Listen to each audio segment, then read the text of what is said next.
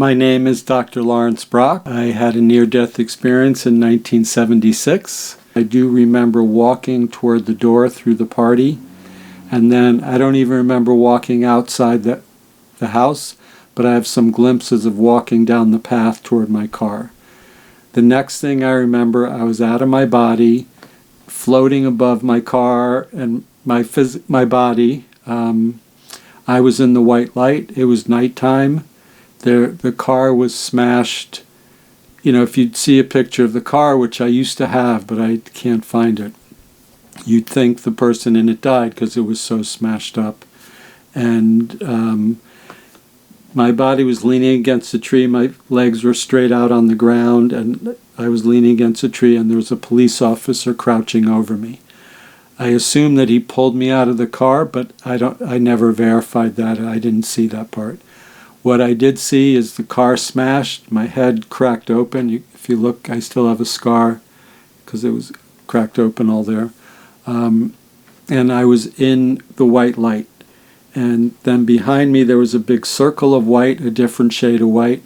Within there was like a full silhouette of a person, you know, the outline and just all white of a person. The feeling was the biggest thing I remember, just the feeling of love, the feeling of peace, the feeling of everything's okay. It felt, even, you know, when I close my eyes and think about it, I kind of start to lift out of my body and connect into that feeling and that energy. So it was just like everything was okay and everything was good. I saw my head cracked open, it seemed fine. The car smashed, it was fine. You know, everything in the world seemed good. I don't know how long it was. It wasn't like it was in 1 second, but it wasn't like for years. And then after a little while, the being behind me said, "You have to go back. Your father wants you to stay." When I heard that, I knew right away the father was God, not my physical father. And so I went back into my body and came to 3 days later in the hospital. I have some glimpses in my memory of kind of coming up to the surface over those 3 days, but nothing, just like glimpses of like nurses walking around and a doctor walking around, but nothing very concrete. My understanding of what happened came after. So I had this amazing experience, and like, so what? It wasn't like it is now, like you could look something up. It's not like now, like it's in movies and TV shows and books and everything. It was like I didn't know what to make of it, and I didn't tell too many people about it at all. A couple of things changed about me. One is my hands, and still happens when I touch someone, become very warm. And the other, my intuition definitely increased, but I also started to meet a lot of people that had near-death experiences and other people who were interested in spiritual things, and that's something that definitely happened. So after I got well enough, I went back to Colorado and started to, work in the restaurant again, but my life seemed less meaningful than it was before. And it was fun working in the restaurant. It's almost like playing a sport. The whistle blows, the people come in, you have to rush and cook, and we would hide these little 7-inch Michelob beers behind there and bend over and drink them, and there was these big fans so you could bend down and smoke joints and stuff. And it was fun, but it wasn't very fulfilling. I actually applied to go to school there, and I was looking for more in my life. And then my mother convinced me and bribed me. She bought me a new car with the condition that I move back east into Rybrook, New York. Portchester turned into Rybrook, New York, and go into my dad's electrical contracting business. So I did that, and I got an apartment in Tarrytown, New York. One day after work, I was sitting there, drinking beer, watching TV, and someone knocks on the door. And I answered it. Nowadays, if someone knocks on the door, I always know who it is because someone will text before they come. But it was kind of normal back then for people to just show up. So I answered the door. There was this beautiful woman at the door that I did not know who she was. And she introduced herself to me, and she said she was the sister of a good friend of mine that I was with in Colorado. And she said, my sister told me some interesting things about you. And right away she said, I know this person who teaches about what happens after we die, and I want to introduce you to him. And this was like, connected to my near-death experience. And I did not use that phrase back then because I had never heard of it. And so she had a book from this guy, and we started talking about this stuff. And so she introduced me to this teacher who was a Sufi sheikh, so of the Mevlevi dervishes. The Sufism is the mystical sect of the Islamic religion, so he was Islamic. And it was interesting because I was born Jewish, he was Islamic, and and as I'm about to say, he started to talk to me about Mary and Jesus. And when he did, as soon as he started to say, he said Mary loved God so much and she was open to the Christ energy. When he said that, and still now I kind of get like chills inside, like that was the energy around me. That's what I felt, that love, God's love and the Christ energy. Then he started to talk to me about Jesus, and I knew right then, that's when I knew the being behind me was Jesus in my near-death experience. So I ended up spending a bunch of years studying with him and learning stuff. And it was this process of discovery. Even though I had this teacher, it's not like it is today, like, oh, my hands are warm, healing powers. Those words didn't exist in my life. And so I started discovering things. One other thing that happened with the Sufi sheikh is like a day, I don't remember how many days, just within a couple of days after this woman telling me about him, I talked to him on the phone. And he did these remedies, like these drops in a little dropper bottle. And so I talked to him for a few minutes, and he said, oh, I have everything I need, which made no sense to me because we were just doing small talk. And then he sent me this remedy in the mail overnight. I got it the next day. And I knew a little bit about it because the book I read had something about this in there.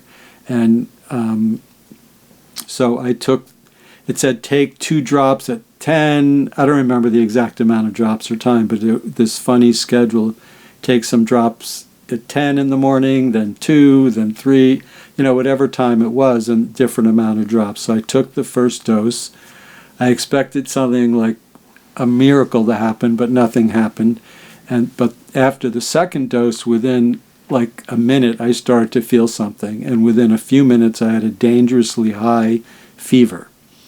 And I knew I was kind of happy. I was, my mother was telling me to go to the hospital, but I was happy because I had read in his book that it's burning off, and he calls it the dross. So like the unnecessary things inside of you. And after a couple of days, I got better, and then when I met him, he would always a few things happened. He would always call me a sensitive, which I knew was a compliment from his book again, and that's what his teacher called him. Most questions I asked him, he would say, you don't need to know that. But I learned a lot like through direct transmission with him. And he did teach a lot of classes. There were classes about what happens after we die. There were some healing classes. There were exercise classes. There was, those are all that I'm remembering right now. One really cool thing that happened with him was in St. Patrick's Cathedral in Manhattan. He was teaching this class on sacred geometry. And I wanted to take the class because I always loved math and I love geometry. And he said, he didn't think I could keep up because everyone else in the class had been studying for years.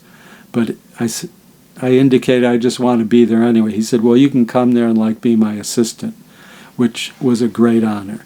But being his assistant just meant carrying his briefcase, sweeping the floor, organizing the chairs, things like that. And during one of the breaks, I was actually sweeping the floor, and he said, "Come here, come into my office." And I always think of that in a fond way because he was always kind of joking around. He didn't really have an office there. There was just a room off to the side. And then he said, "Give me your hands." And he took his hands and squeezed mine together. He said, "There, you got it." And I said, "What? What are you talking about?" He didn't even answer me. Then he said, "Nope, give me your hands again." He goes, "There, you got it." And I noticed after that my intention about healing and spiritual things was much clearer, and the heat in my hands it wasn't hotter, but it was like I knew what to do with it a little bit more. Something really shifted in me from that also. And I've been studying this ever since, and the part of not knowing during my near-death experience really set the tone for me to kind of know that you can never know everything spiritually, that there's always more to learn and further to go. And I've been studying, learning from a lot of people, studying myself, learning things from beings in the spirit, and now I get to help people do counseling and healing in this. It is miraculous. It is the coolest thing in the world. Even now, it thrills me. And when things happen that I help people do, it's like a miracle, and it's just the greatest thing. There are times people, I'm thinking this, I get to work with people all over the world, which I really like also. When people are far away, I really get a thrill when they're far away enough to, like last week I had someone in Japan, so it was a different day there, and something about it, I like science fiction, so it's like science fiction. But so there was this woman in England, in the UK, who she had a heart murmur and she had some problems with her eyes, and it was this interesting thing because she saw me online. She wrote me an email saying, "I can't really afford to see you, and I'm very reluctant to give people a discount because usually people can't afford it, and they're just not willing to put the money into taking care of themselves. But with this person, I had a very strong feeling to give her a discount. So I told her the price. She said, "That's too much." I knew it wasn't, but then she got back to me, like a day or two later, and as soon as she committed to doing the session, she felt something change in her heart, and she actually went to the doctor to follow up, and he said her heart murmur was better. The other thing, and then she sent me the money, and then even before we started the session, her eyesight got much better.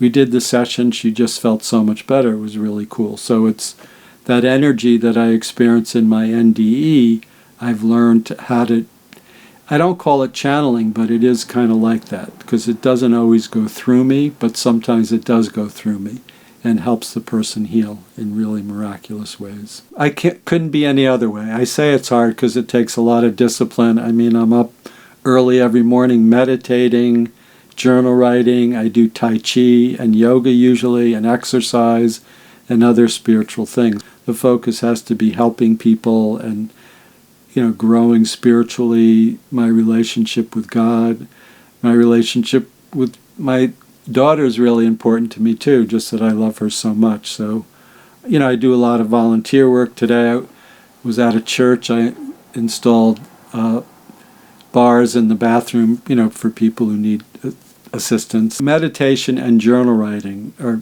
probably the two main tools for spiritual development. So I take time to write the things that are bothering me during the day, but I'll also take time to focus on what I'm grateful for, the things that I did well, and the good things in my life. And it really gets your mind to focus on this and live your life looking for these good things, looking for these blessings that you have throughout the day with people with whatever it is you do. You eat some good food, it's a blessing. You exercise, it's a blessing. Life can be much better. Yeah, I love it. It's a thrill.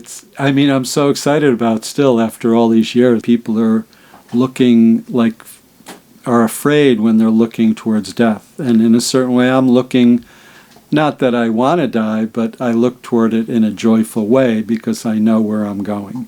I'm going to this joyful, wonderful place that there's angels and these spiritual masters that really help us. Part of the reason I like doing these videos is it's inspiring to people. It's even inspiring to me to hear my story, because part of me lived it and part of me knows it, but I'm also, I don't know, I can look at it not egotistically, like, wow, what a great experience, and look at it and be even grateful for the experience. And not that I'm grateful that my head was cracked open, but I'm grateful that I had that connection with God during my near-death experience. It's really a blessing.